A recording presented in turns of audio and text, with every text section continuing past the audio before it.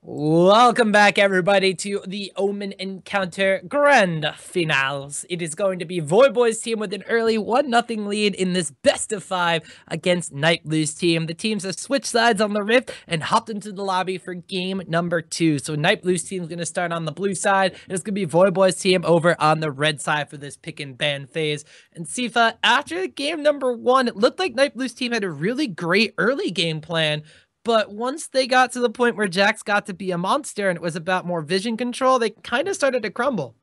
Well, as you know, the clear plan when Jax is wrecking your team is to ban Thresh. So, curious to see exactly how those bans are going to work out. Obviously, wanting to deny I am Matt Life is comfort picks. Admittedly, his hooks did come in huge in a lot of those later game engages, and in the early game obviously did a lot of work too. But when the real problem is a scaling top laner, you do have to figure out something different because Jax and Aurelia are both available. You obviously can't ban away both of them. They're both very similar in what they do towards the late game. So, will Voyboy pick another champion like that? It'll be interesting to see. Lissandra is still on the table so far. We also see, Lee Sin still available as well. So obviously the pick and bans changing up a lot. We see consistently that Vel'Koz banned away from Azingi, one of the few champions that he is comfortable with. So Voyboy's team, despite Azingi having sort of a lackluster performance on Janna overall and not quite the high impact support that a lot of the other players in this tournament have been, is still getting that target banned away from him. Zen the Solo King also denied the J4 pick. So no surprise if we see this Lee Sin first locked in. Nightblue, very comfortable, very confident Lee Sin player, and has done a lot of work actually in the last couple of games that he has been able to play. It makes a lot of plays, but what is Sicko Scott going to play now is my big question. Yeah, that is a big question here. Sicko Scott seemed to be pretty comfortable on the Lee Sin, had some little bit of trouble kind of towards like the level 4 to 6 area, just getting the experience after Nightblue was took away his blue buff early on and was actually taking away the second blue buff of the game as well. But by the time the third blue buff had spawned, Lee Sin was really back on his feet, so to speak, with all the kicks and everything he does. And they're able to help defend against the invade from the third blue buff and really help start turning things around from a jungler and like a mid lane perspective because he's able to get Moonway his first blue buff of the game as well. But the Lee Sin pick, very highly contested, like you said before. Nightblue was able to do some pretty nasty stuff on Lee Sin to trick in his army yesterday. So being able to first pick that one away is going to be absolutely huge. But with all these targeted support bans, it leaves open not only questions like what is Azingi going to play, because Janna and Vel'Koz have been banned out now, but it also leaves open the Lissandra, the Gnar is still open. So many of those big I want to ban that champion kind of characters have been left completely wide open this game. Really curious to see exactly how this will play out. Gnar instantly locked in for Zen the Solo King. That Lissandra pick still not clear if it's going to go mid lane or top lane. Gnar versus Lissandra, not the best or worst matchup. Both champions don't really have a huge impact in the laning phase and definitely look for those transitionary team fight kind of things. The big thing to consider here is that with the Leona pick, that Gnar CC is going to be much easier to get off. They can chain them pretty well together and will let Lee Sin build a little bit more damage when you have two tanky characters on the team. On the opposite side, the Morgana hover over would make a lot of sense. Paired with the Vi means that there's no way to deny Vi's ultimate. And if Fabi tries to pick Draven again in this situation, obviously the Graves matchup didn't go so well for him last game, did get kind of dominated in that early game. And then as they transition into the mid to the late game, Vi is always going to be able to ult in there and deny him anything. The Pantheon pick may make a little bit of sense, although I'm pretty sure, well, I'm not sure at all. Caster's Curse, I'm not risking it. But Lissandra, gonna be hard for Fabi to deal with, and Lissandra overall just such a very powerful champion at this stage in the game, and it's still, not clear where that pick is gonna go, so they do have a lot of flexibility at this stage of champion select. Well, we're going to have to see where that Lissandra winds up going. We're going to have to see where a lot of these picks wind up going still. Graves and Morgana looking like it's going to be the bottom lane, just making sure that once that Leona actually goes on to somebody, they're not necessarily going to be able to get the follow-up stun. Putting the black shield down means no CC. That means that even if you lock up onto Graves, Morgana just throws a binding, the dark shield, black shield is there, and all of a sudden Leona's going to want it getting turned around on. So we'll have to see how that winds up going out, what the AD carry is going to be to get the follow-up on that one, because that little bit of extra time that you do have from that Zenith Blade going in could mean the difference between missing or landing a Corki phosphorus bomb here. Fabi going back to that Corki. The Draven was open last game. It's the first time we got a chance to actually see him playing it. And I think all playoffs for the Omen encounter.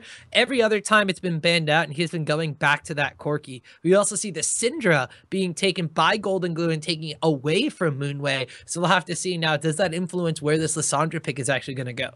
I think the strategy coming out from Voyboy's team was to pick the early graves, not only to secure it for themselves, but also to kind of discourage the Corki pick from Fabi, kind of trying to push him back onto that Draven. Graves, of course, known to have a very solid matchup against Corki, but, you know, despite the fact that Fabi falls behind early game in this matchup, pretty much every time he plays it, he almost always comes back in the mid to late game, you know, farms up very well, utilizes that Triforce power spike incredibly well, and, folks, we might see the Akali lock in.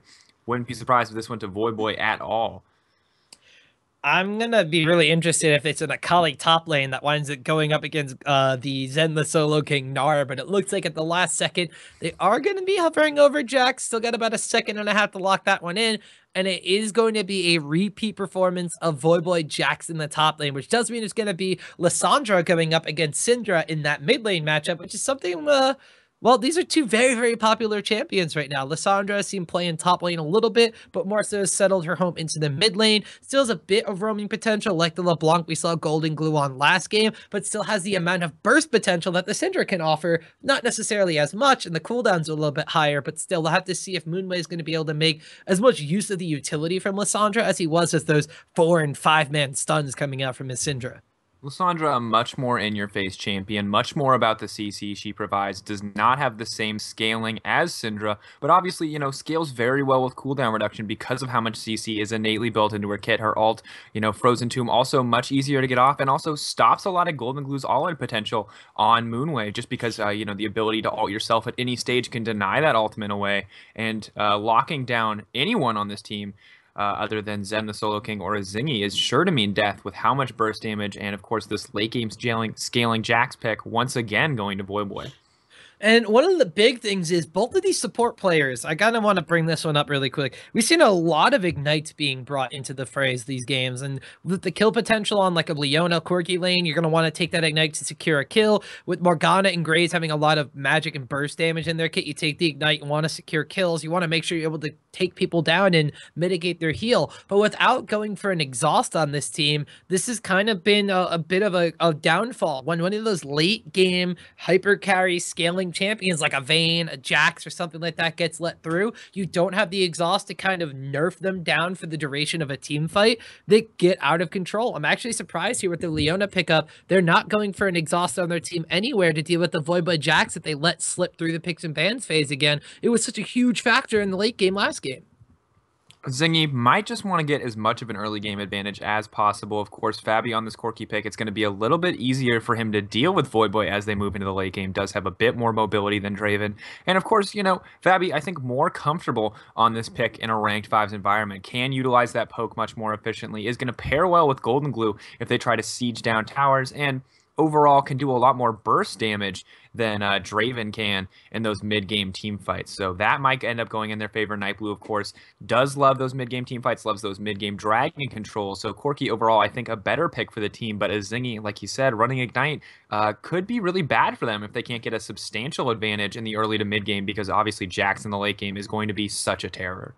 Well, we're going to have to wait and see, guys. We're loading onto the Rift for game number 2 of this best of 5 series here at the Omen Encounter Grand Finals. We're going to be seeing who can take game number 2 between Voyboy or Nightblue in just a little bit, guys. Don't go anywhere.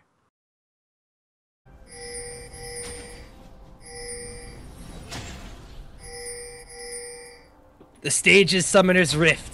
And it's the game number 2 of a set of 5 here at the Omen Encounter Grand Finals.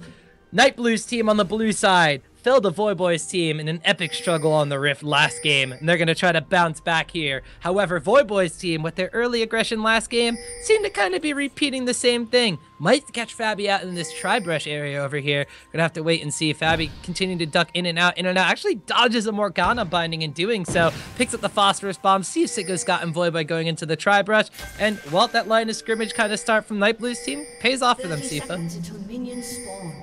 I'm still blown away by that intro. I'm really impressed. Well done. I like the subtle transition from like announcer voice into regular Tom casting voice. I enjoyed that thoroughly. Well done.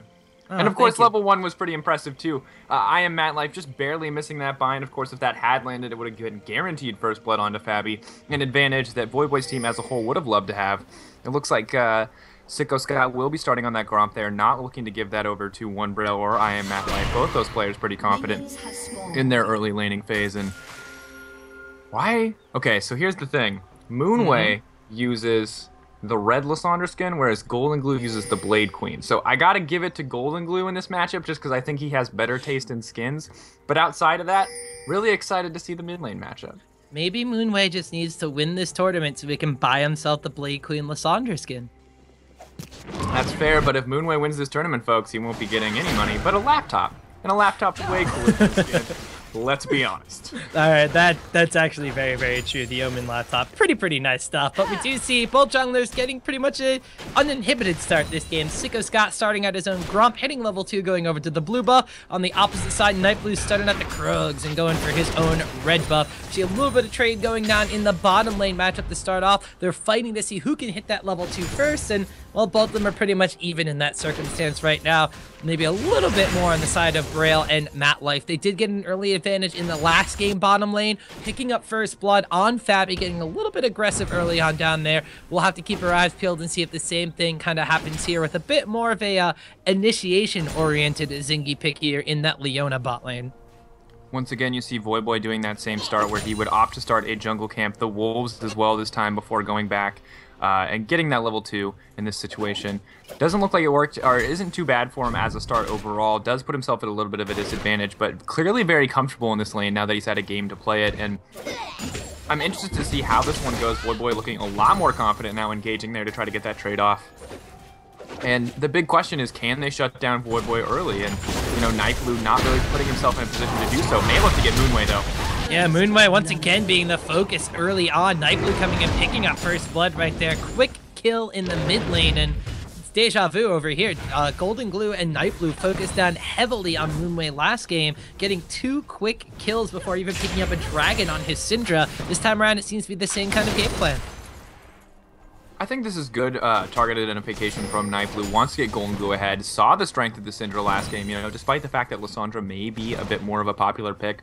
Never going to be able to match Syndra's damage output as they move towards the late game. And Syndra, of course, you know, if left alone in that back line, can provide that consistent damage in those pinch kind of fights and pretty much carry team fights on her own. Also going to have a lot more burst, a lot more reliable burst than that LeBlanc pick. You know, pretty much can just press R in those late game fights and it's going to be able to pick up that kill onto One Braille, or, you know, maybe onto Voyboy. Having a good kill option onto Voyboy is going to be crucial here, as we saw how well he scaled up into the late game. We do see some aggression in the bot lane, though. Yep, Zingy getting the stun down on the Matt Life. The binding does go out. It forces Fabi to decide to back away from this one. Zingy taking a bit of damage from the minions as well as Braille here. Looks like Zingy, though, did come out a little bit better than Matt Life in that trade. Aggression early on in the bottom lane once again, but Braille and Matt Life continuing to be the ones that push up in this bottom lane. Slight CS advantage for Braille during this laning phase, off of not all too much, but just early trades going on. In the meantime, top lane across the map, Voyboy, a little bit of CS advantage for himself, but then the Solo King slightly being pushed in here. Does have a couple of minions to make up for that one, but, well, misses that one. So Voyboy is going to keep his little CS advantage over there. And of course, with Lysandra going down super early in that mid lane to first blood, well, it's about a double CS advantage here for Golden Glue here. 31 currently compared to the 15 of Lysandra. One of the big things about this top lane that you will notice is that they're pretty much being left alone to fight this 1v1 matchup. Neither one going to be able to solo kill the other at this stage in the game. Of course, Gnar's base damage providing too much burst for Voyboy to all in, and Voyboy just having too many escape options for Gnar to do anything here. You will see a little bit of trading coming out, but this won't turn into a kill at this stage in the game. Just because of, you know, once again, how mobile Gnar is and how much tankiness he gets when he's in that Mega Gnar form. No real advantage for either top laner. Voyboy does look poised to try to get ahead as quickly as possible. May try to make himself have more of an impact in this early stage of the game. But now Nightblue heading into this bottom lane. Ooh, he is going to wind up getting the Zenith Blade down into Braille, but Matt Life is the target from the follow-up stun. Nightblue picks up his second kill of the game right there. Fabi does get down kind of low, but he's going to wind up surviving this one. Voyboy, in the meantime, he got teleported back in by on by the Solo King. Words are really easy, folks. They just need to stutter over them every now and then. But Zen the Solo King, after going back and buying double longsword to try to bully out that Jax, does successfully force back Voyboy. The lane does not get pushed in. He's the one that's pushing the lane into the tower now, and can he force Voyboy to use that teleport is a big question. Voyboy picking up a second Doran's Blade of his own, as well as a Ruby Crystal building towards that Phage, opting not to go for the teleport back into lane, however. Yeah, definitely wants to save that teleport. We are approaching the stage where teams may start to attempt that first dragon, and Nightblue's team, of course, with this small advantage is going to look to do so. However, of course, with Zen the Solo King burning his teleport aggressively into that top lane, will not be available for the next dragon fight, although he does look to...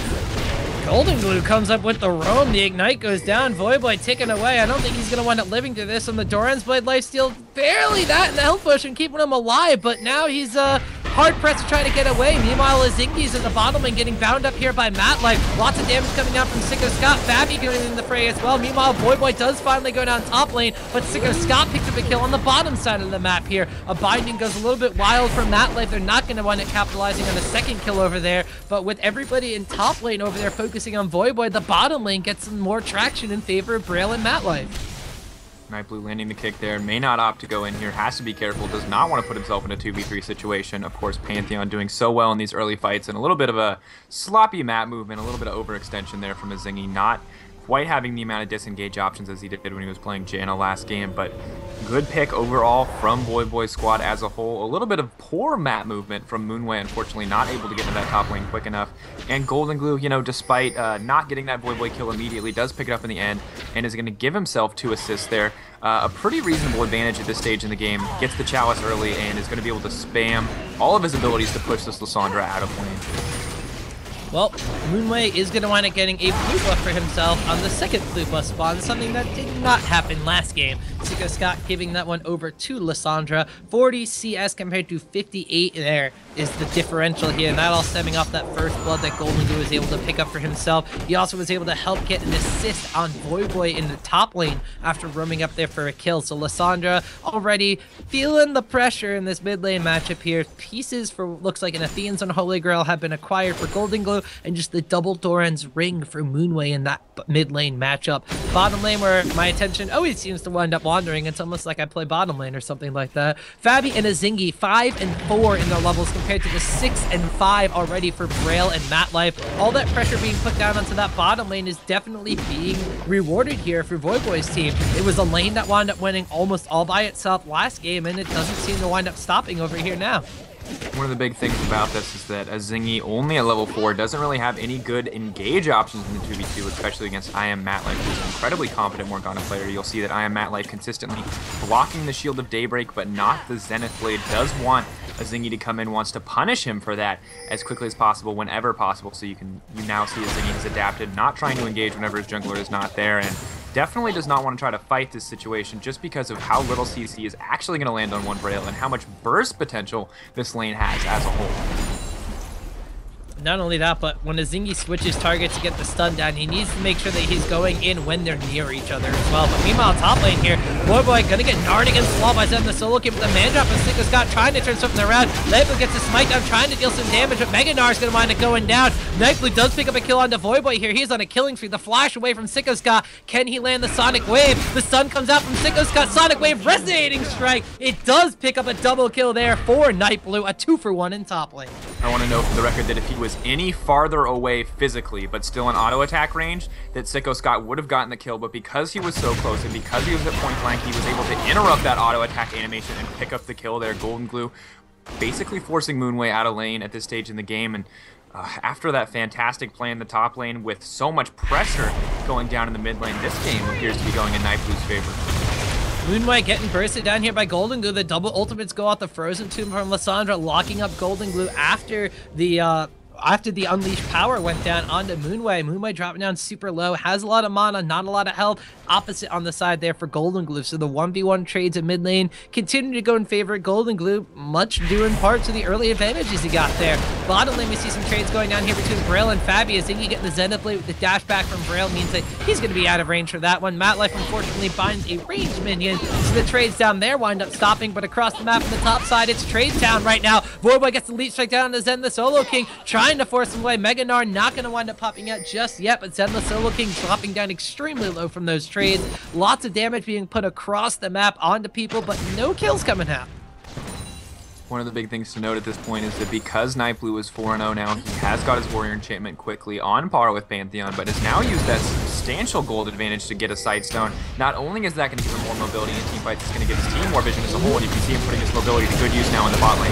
Yeah, the flash engage with the Zenith Blade from Azingi. They want to pick it up a kill on Braille easy, but in comes the ultimate from Morgana, and Sicko Scott comes in, Voyboy comes in, all of a sudden it's a red team party in the bot lane. Double kill for Sicko Scott. The binding doesn't land on Azingi, but I don't know if he's going to be able to get out of this one either way. Voyboy taking up the tower, does want to get stunned up by Azingi. The Zenith Blade goes through, but it's a killing spree now for Sicko Scott. Now he's 4-1-1 on Pantheon, matching Nightblue's Lee Sin score on the opposite side. And with 3 slightly hurt, but still 3 members from Voyboy's team on the bottom side of this map, it looks like with the Scuttle Crab on their side, Dragon's going to be in their eyes. Dragon going to be a pretty easy pickup here. Pantheon, as you mentioned earlier, has so much Dragon take potential. Nightblue put it to good use in the previous game, and of course Voyboy at this stage in the game will do a lot of damage. Golden Glue going to come in, kind of zone them off that one. Obviously has enough burst that if those 3 are put together, he may be able to pick up a quick triple, something they definitely don't want to give him. The biggest thing I want to note, though, is during that bot lane play, that caster minion never mind. Moonway actually in the top lane went to defend against Zen the Solo King. He picks himself up a solo kill on the Solo King. He does wind up losing his mid lane tower for that one though, and it does look like that with Golden Glue moving towards the dragon buff, it scares Voyboy's team away and they give up the dragon to Nightblue's team. The first dragon of the game for Nightblue has been picked up. Still 0 on the side of Voyboy's team. 12.5 minutes into the game. The kills are even, the dragon buffs and the towers though on the side of Nightblue.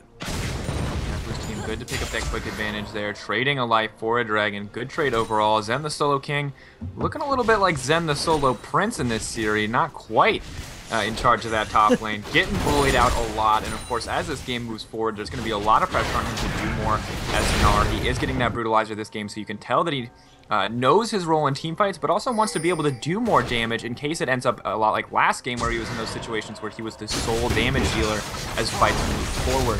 Sicko Scott making great use of this Pantheon play. We have yet to see Moonway have a huge impact anywhere on the map. Curious to see exactly how well Voyboy's team will use this Lissandra pick, but regardless of how well they use it, as they approach late game, once again, Voyboy is just going to be such a monster.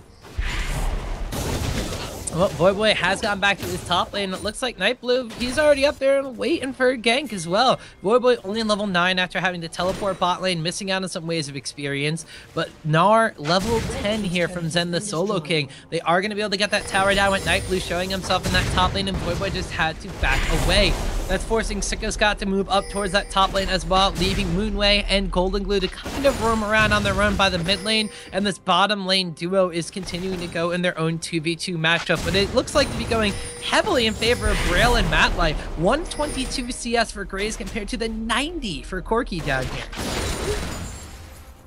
Corki, you know, a character that definitely doesn't have a positive lane matchup here. We talked about that earlier, and of course, as I mentioned, you know, this is the consistent trend for Fabi. He always falls behind in this early laning phase. A lot of that could be because Azingi just isn't as experienced to get him that advantage, but at the same time, you know, Corki is going to scale well through every stage of the game, is able to poke from a long distance, is always going to have that burst, but, you know, delaying him from this mid-game Trinity Force power spike means that Voyboy's team as a whole is going to have dominant control over all of these team fights.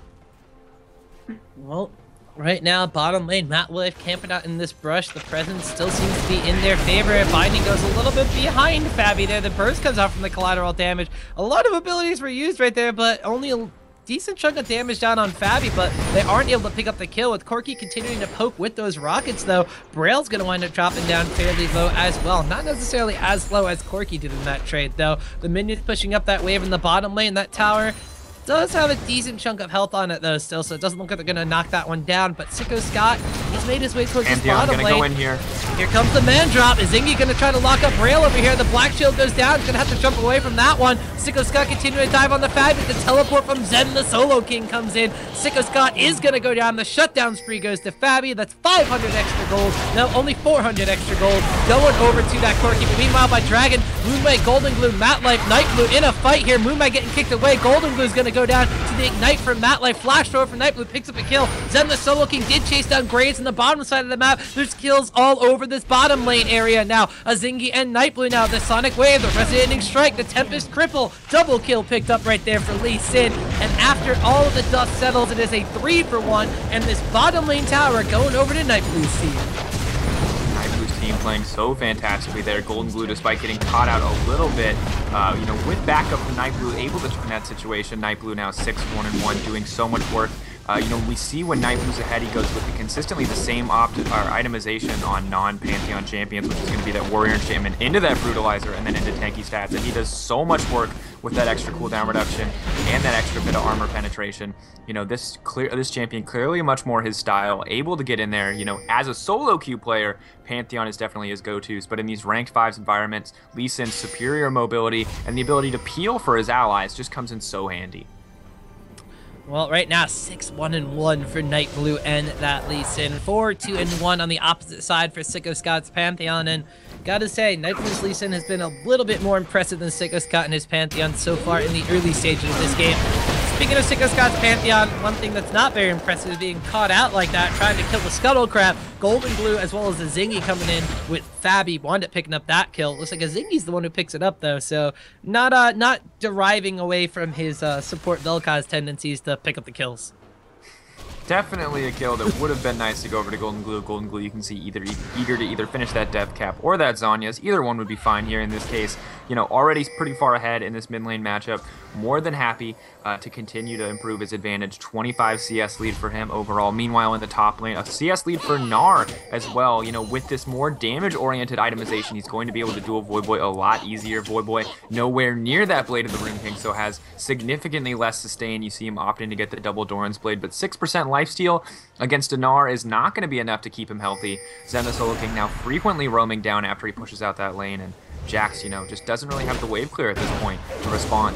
Oh, Nightblue and Fabi continuing to evade the enemy jungle here. The spike went down, the Sicko Scott, the Zenith Blade, the stun, and the absolute explosion on the Sicko Scott right there. Pantheon, it might be a little bit past his time to shine in this one. Lee Sin, as well as the mobility coming in from Corki, starting to capitalize on just moving around this map right now. Nightblue continuing to focus down towards the bottom side of the map also means that they're going to start recuperating those disadvantages that the bottom lane duos suffered during the laning phase. Matlife and Braille being continued to be forced back towards their tier 2 tower, not being able to farm, and these kills and assists constantly going on to Fabi are going to start accounting for, well, a decent amount of the gold discrepancy in that bottom lane matchup. In fact, now Fabi has a slight gold advantage over Braille.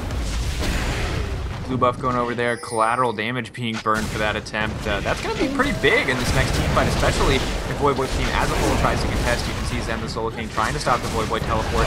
Does not have any CC without Mega Gnar, so won't be able to stop this too well. Well, in comes the Pantheon man drop though. Voyboy's team wants to fight after. Nightblue's team picks up the dragon. A Zingy dropping low. Moonway getting kicked off to the side by Nightblue. Moonway, is he going to go down? No! Voyboy jumps in and saves his ally by taking down the enemy captain. A Zingy and Matlife in a support fight, but in comes the rest of the team. Braille goes forward. Buckshot goes out. A couple more auto attacks, and Graves picks up another kill for himself. It's 3 for the price of a dragon from that one. Voyboy's team picking up some pretty much needed gold in that fight. Sounded a little bit like a song. In comes the rest of the team. It goes with the epic introduction to the actual game that we did before. It's setting up the whole scene of like the movie that's going to come out. OMEN Encounter in theaters now. Yeah, OMEN Encounter. Will Voyboy drink Nightblue's tears? Well, this game, it's not necessarily looking out that way. Game number 1, Voyboy's team, they won by waiting for the later stage of the game and having superior fighting, getting better skirmishes off, and, well, the fact that Voyboy was able to get super fed on Jax. This time around, he's got his Trinity Force, but he's not going for the second item, Blade of the Rune King. He's picked up a Glacial Shroud. He might be going for more of the Frozen Heart that we did wind up seeing him get later on in the game, but he's going to be going for that a little bit earlier to try to get some of these resistances. He's being a little bit more focused during the lane phase, and he wants to be able to survive more of the team fight rather than going for the split push skirmish style he was doing last time. Sicko Scott against these Krubs having a little bit of trouble. Voyboy's going to end up a Leech Strike there to make sure his jungler doesn't go down to the jungle camp. That'd be a little embarrassing here. But now Voyboy's team, they're starting to kind of recuperate a little bit. Nightblue's team, about a 1,500, maybe a little bit less gold lead compared to what it was before. 12 kills compared to 10, 3 towers only compared to 2 after Voyboy's team was able to get the bottom tower after that dragon fight.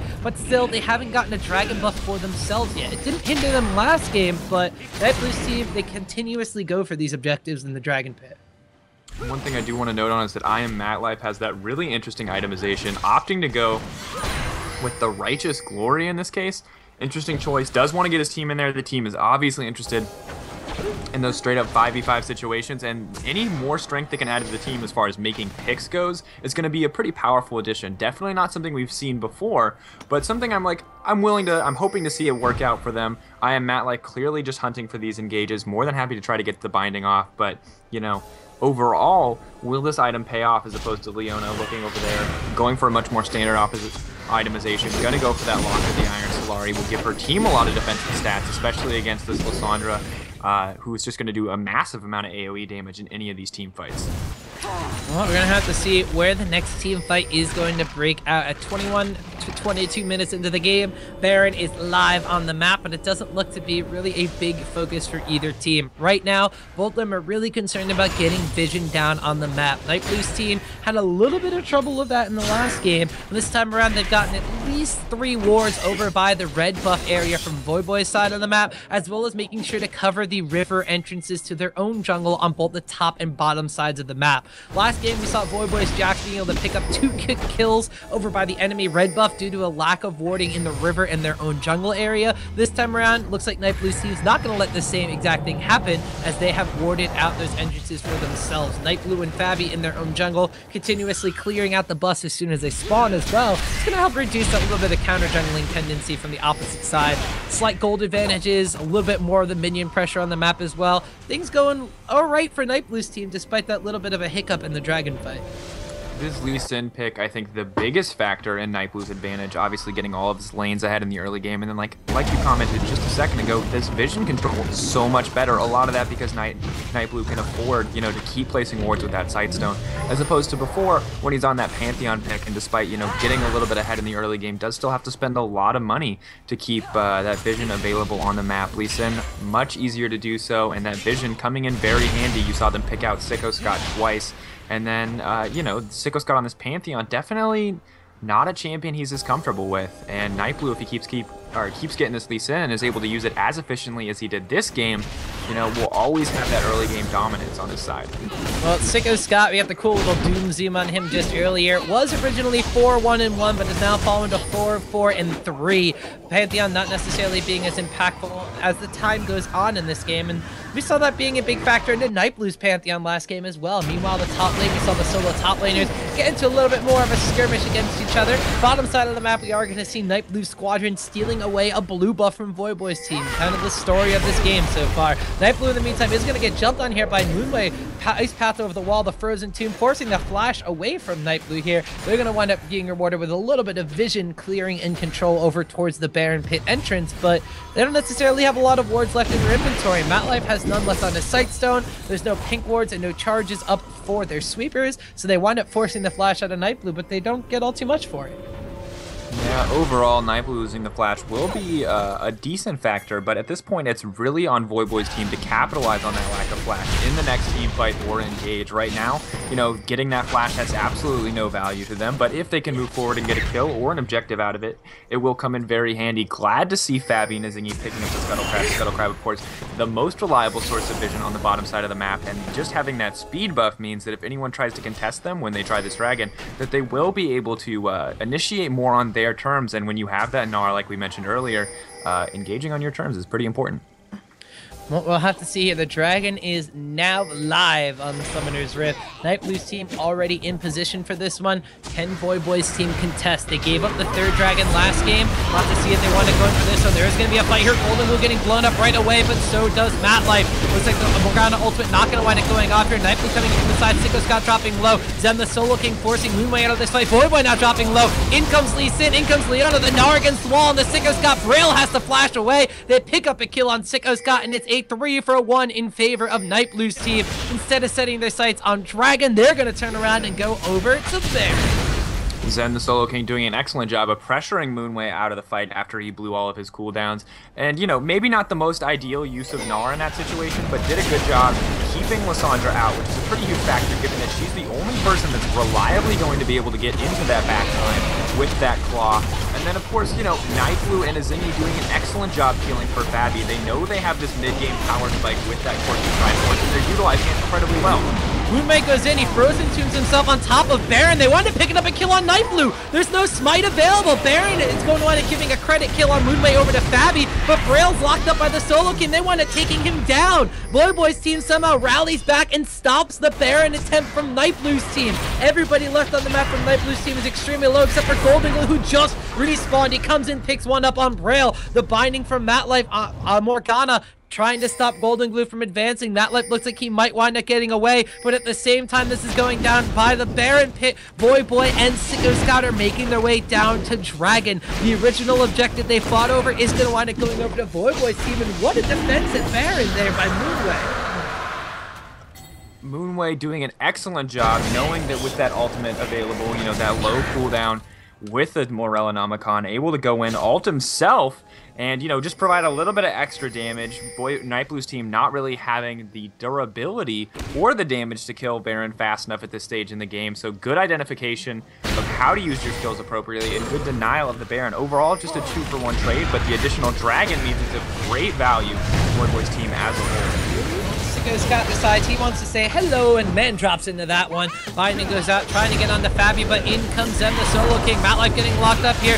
Looks like the shackles come out from Matlife, but it's going to be a kill down onto him instead. Zen, the Solo King, threatening to transform. Sicko Scott drops extremely low. The Gnar against the wall. The sun goes down. Voyboy's trying to fight the rest of the team, but his team is falling in the back lines there. It's a double kill picked up for Fabi. One more picked up there by Zen, the Solo King. A triple kill gets added on by Fabi as Lissandra goes down, and it suddenly is a 5-for-2 ace in favor of the blue team. You can see Fabi's comfort level on this Corki pick is coming in huge during these team fights, and Zen the Solo King consistently doing a good job of forcing the enemy backline out of the fights. Moonway trying to come around the back and deny them some kills, trying to get that pick onto Goldenglue, but, you know, Lissandra alone just doesn't have the damage to do so. Fabi going with a much more conservative option for itemization, getting that early QSS, coming in huge there, giving him a lot of work, despite the fact that he cleansed the stun a little early from Jax. Obviously, that still does give you, you know, it didn't come into play quite as big there just because Azingi was there to peel for him. So as the game moves forward, he has to be a little bit more careful, but that item alone is going to make him so much more durable in these team fights. And just looking at the way these team fights are going down now, Voyboy continuously being in the middle of the enemy team, while his own team is consistently being jumped on by Lee Sin and Gnar. Last game, it was Lee Sin and Jax for Voyboy's team that were getting into the back lines, and without his little dive buddy coming in here, Voyboy is consistently finding himself on the wrong side of these fights. Voyboy's team, they're at a goal disadvantage in this game, whereas at this point in the game, they were leading last game, and the fact of the matter is, without that little off-tanky dive buddy to go in with him, Voyboy's just kind of finding himself between a rock where his team used to be in a hard place, which is the rest of the enemy team. It's just not working out for him. Yeah, you can see this Pantheon pick not really working out for either team, not providing exactly what they wanted to at all. I'm curious if they'll adapt this. You know, the J4 ban consistently coming out means that pretty much the two strongest junglers are J4 and Lee Sin at this stage in the game. And with J4 banned away, whoever's going to pick up Lee Sin first is going to have an innate advantage. You know, the only other jungler that can supposedly contend with that, according to St. Vicious, is Karthus. But of course, no one in this game is going to play Karthus. We have a Zingy in this game. Somebody can play Karthus. Don't say never. I've actually been pretty impressed with the Zingy, I'll be honest. You know, I thought at first when he was only playing Vel'Koz support that he was just a refusal to play characters, but clearly he was very comfortable on that. And honestly, after not an amazing Janna performance, but a solid Janna performance and a pretty good performance on Leona in this game, it's clear that while he may not play the support role, he's still a pretty smart player in how he approaches the situation. So, and one Braille as well, you know, not an 80 carry main, doing pretty phenomenally in the previous game. Overall, pretty... Go ahead. This game, he's having a little bit of a tougher time. He had a very strong laning phase against Fabi, but since then, he's getting blown up in these fights without much of a front line to kind of defend for him. It's kind of like he has no offensive line to protect the quarterback in this circumstance. I'm pretty sure no one else gets that analogy out there in Twitch TV land, but it works in my head. 1-4-7 for Braille Graves this game compared to the performance he had last time. Sports ball, do the thing, win the points. Yeah, he's got to score the points and touch the downs. That's how it works in sports ball, guys. And Braille, he's like Peyton Manning, only with facial hair, I guess. I don't know where I'm going with that one, but this game seems to be going towards the next dragon spawn. Still about 1 minute and 45 seconds away from that one. Voyboy's team, they tried to contest it last time. They wound up losing out in the fight, but with an epic defense from the Frozen team from Moonway, they stopped the Baron attempt from Nightblue and got themselves the first dragon buff of the game. So it's currently 2 buffs compared to 1 in favor of Nightblue's team, but they have the vision advantage. They have the positional advantages on the map to start up this dragon, and Voyboy's team's gonna have to try to break that. Voyboy's team at this stage in the game just waiting for that Jax pick to scale up like it did in the previous game. Voyboy now finishing Blade of the Rune King and getting that Glacial Shroud is going to be an advantage for him, but not nearly as tanky as he was previously. And of course, building a Banshee's Veil not going to be as good this game as it was in the previous game. LeBlanc obviously has a very hard time dealing with that item, but Syndra and Corki both have such reliable and easy ways to pop that as far as magic resist itemization goes, Voyboy's options are very limited. Has to be careful about how he plays these team fights, has to be careful not to get bursted down here, and you can see because Golden Glue and his team are so far ahead that Golden Glue already has that Void Staff, and any magic resist itemization that Voyboy does try to get here is going to be somewhat lessened just because of how much Magic Pen is available on the opposite side. Well, looking at the game right now, it seems that Nightblue's team, they got a lot of vision down around this Baron buff area. As I say, it looks like they might be trying to go for it, but they're actually forcing out on the Moonway here. Has the Frozen Tomb himself, flashes himself out of there. Ice Path goes through. He actually doesn't take it, juking out from that one. Sicko Scott, in the meantime, tries to join his captain on the bottom side, fighting against the Solo King. A leap away from Zen the Solo King, but a leap forward from Voyboy. He winds up taking down a kill down onto Zen the Solo King right there. Voyboy dropping down to about half HP. The Leona ultimate was used as well, but they wound up picking up a kill, and nobody dies in that one. Dragging up in 2 seconds here. Voyboy's team looks like they are going to try to pick it up. It would be a smart decision for them getting that right after getting that kill. Nightblue's team was picking out the Baron, but doesn't want to make take the risk here to try to get it. You know, last time they attempted that, Moonway was able to come in and pretty much solo shut down that attempt. So any further attempts are very dangerous, and obviously they have to play cautious about it. But a quick pickup on the dragon here means that's going to be the second dragon for Voyboy's team. And once they get that movement speed buff, Voyboy is going to be that much more of a terror. And you can see as this game has been moving forward, Moonway getting more and more comfortable on this Lissandra pick, much more careful about how he engages, and Golden Glue, you know, has been having a large impact, but 1-4-7, definitely not the ratio we expected to see from him. Yeah, that's another thing here. Golden Glue going from being a really big factor in the last game with a lot of damage, a lot of kills, and a lot of items over Moonway in the last game to being, well, he still has the utility Syndra's going to offer, and he still has some damage, but he's not that far ahead anymore. It's not getting as caught out as in the later stages of the game last game, but he doesn't have the kills to really supplement that score. Fabi, in the meantime, forcing the flash away from Matlife over by that Baron pit area. I'm actually really surprised that Nightblue's team wasn't really around to contest the dragon that went down. They did lose Zen the Solo King a little bit earlier to that one, but now it's 2 dragon buffs compared to 2 dragon buffs, and it's kind of even footing in that circumstance. The gold's still in favor of Nightblue's team here as they actually catch on the Voyboy. Golden Blue trying to get the kill here, but Voyboy's going to pick up a kill on him before he goes down. Nightblue comes over the walls. They stop the Baron buff here, kicking away Matlife, but Matlife barely going to survive, dodging out on all the skill shots, but a flash forward from Fabi finally takes down the nigh unkillable Morgana. Zen the Solo King with his Mega Gnar transformation trying to go forward. It's 2 for the price of 1 in favor of Nightblue's team, but another stopped Baron attempt here from Voyboy's side. Voyboy's team, it's good on them to stop the Baron attempt, but at what cost? You know, getting a 2-for-1 exchange is definitely not what they want to be doing. But once again, as this game moves forward, you know, the scaling is going to go more and more in Voyboy's favor. Will, you know, Nightblue's team look for a fight here in this 3v4 kind of situation? I sure hope so, because this is the kind of advantage that they need to pull out a win. You know, as we move forward, Pantheon going to start to do a lot more than Lee Sin in these engagements, but Pantheon gonna get caught by Zenithly, but Moonway winds up blowing up his Zingy. Pantheon does go down, but Graves picks up the kill onto Lee Sin. And the Solo King coming in, about to transform the Mega Gnar. The Gnar against the wall on the Braille. He has to flash away. The teleport coming in from Voyboy, though. Fabi is chasing after the enemy AD carry. The top laners in the meantime are in a duel. Zen, the Solo King, super low, goes down to Voyboy. Fabi trying to go forward onto Braille, but Matlife is coming to support his AD carry. Now they're trying to pincer in Fabi. The Valkyrie had already been used. The counter strike is up. Voyboy does not have the leap strike, though. There it goes off. Another dodge out from Fabi onto the binding from Morgana, but a shutdown spree for Voyboy. They turn that chase around, and Voyboy's team with 2 dead. But on Nightblue's side, there's 4 respawn timers still there. Nightblue's team started off so strong. Zen the Solo King with a almost perfect Mega Gnar timing to save his life. But then, you know, as we saw that TP come in, Fabi's lust for blood there was just a little bit too great. Moved in to try to get that kill. Didn't have the mana to chase. I am Matlife coming in to protect one Braille pretty well there. And, you know, Zen the Solo King having to give up his life because Fabi was a bit too eager to get that kill. May have been able to back off as a pair and kill that Jax, but instead pretty much guaranteeing his demise, hopefully trying to get that Graves kill.